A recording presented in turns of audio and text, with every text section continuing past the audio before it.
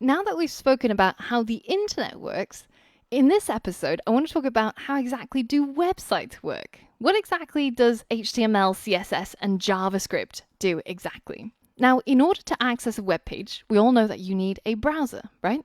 And that can be Chrome, Safari, Firefox, whatever is your favorite one. These are all pieces of software that allow you to look up the IP address of your website and be able to receive data that it can render into these beautiful websites that we see.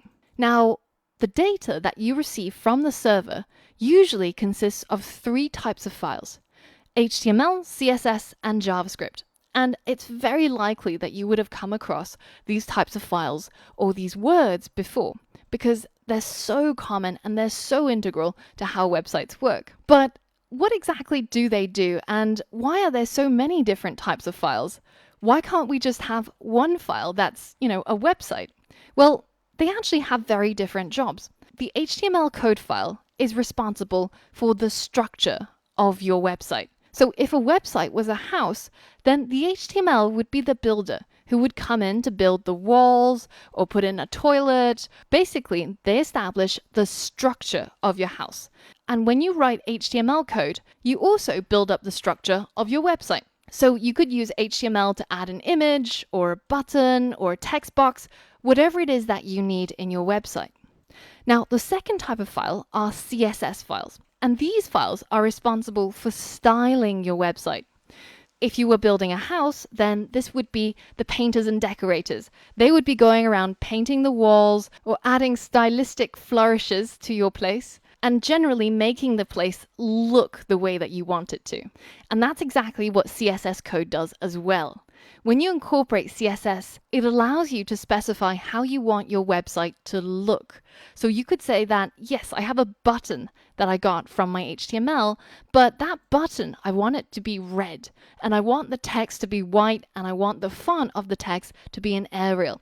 That is all done using CSS code. Now, the final component is the JavaScript code. And this is the code that allows your website to actually do things or have behavior. And if you were building a house, you would have the electrician come in who would be able to connect the wires so that your light bulbs actually switch on. Or somebody who comes in and does the plumbing so that your toilet can actually flush. And the JavaScript code does exactly that. It allows your website to actually do things and have behavior. So if we take the Google website as an example again, once we receive these files from Google's server, when our browser loads up the HTML files, we'll get to see the structure of the website. Namely, there's one image, which is their logo, there's 2 buttons, and there's a text box where we can enter our search. Now, when we receive the CSS files, then that will modify the appearance of all of those components. We don't have any more buttons or any more images, but they now look the way that Google wanted it to. And finally, when we incorporate the JavaScript files, then our website actually starts having behavior. It has functionality and it's actually able to do something rather than just display some images and text to us. Now, with the knowledge that we've already acquired, we can already start messing around with websites on the internet. So open up Chrome and head over to TechCrunch.com. And if you're not familiar with it, it's basically a technology news website where I get my latest tech news.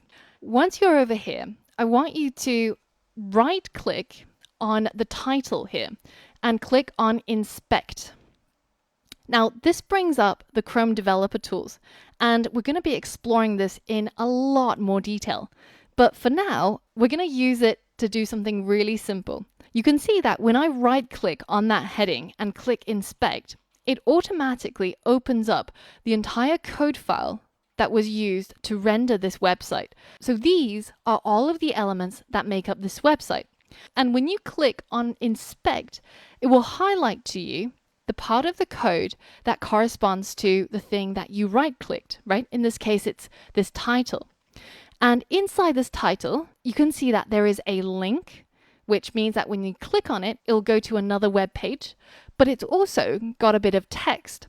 So right inside Chrome Developer Tools, if you double click on the bit of text that corresponds to the title, you can actually edit it. So let's go ahead and change the front page of TechCrunch. Let's say something like, so this is a great way of pranking your friends, especially when they can see that you're on TechCrunch.com and the title or any of the text on the website is what you want it to say. And this is a great joke to play on friends who are maybe not quite as technologically advanced as you, because they haven't taken the course that you have. Now, unfortunately, when I hit refresh on this website, all of my good work is gone. And the reason is because when I'm editing it here, inside my browser, I'm actually changing the local copy of this file that I got back from the servers. But when I click refresh, then that makes a new request to the servers to load up a fresh copy of the website. So of course, then it updates to the original content. But in the coming lessons, we're going to be working with HTML, CSS, and JavaScript so that you can create and host live on the internet your very own websites. And through learning how to code and how to build websites, you're going to be able to make websites that say anything that you want it to, look the way that you want it to, and have the functionality that you need. So for all of that and more, I'll see you in the next lesson.